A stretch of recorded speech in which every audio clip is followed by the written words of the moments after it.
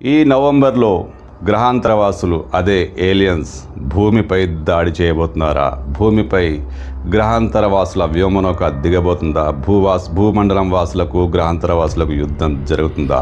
ఇది ఏదో సినిమాలో ఉన్న కథ అనుకుంటున్నారా? సినిమాలో ఇలాంటివి చాలా చూసాం, కానీ ఇప్పుడు ఖగోళ శాస్త్రవేత్తలు ఇలాంటి అంచనాలే వేస్తున్నారు. భూమిపై ఒక విచిత్ర వస్తువు, గుర్తు తెలియని వస్తువు అత్యంత వేగంగా కొన్ని కిలోమీటర్ల పొడవున్న ఈ వస్తువు భూమి వైపు వస్తుందట.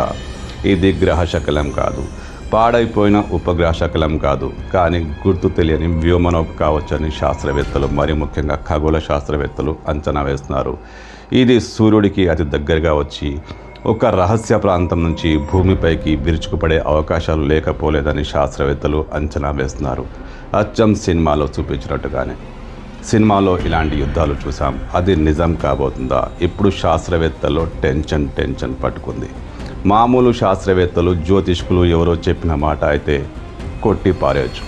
ఖగోళ రహస్యాలపై పరిశోధనలు కొనసాగిస్తున్న సైంటిస్టులు ఆ దూసుకు వచ్చే ఆ పదార్థంపై అనేక అనుమానాలు వ్యక్తం చేస్తున్నారు. అది ఖచ్చితంగా గ్రహశకలం కాదు.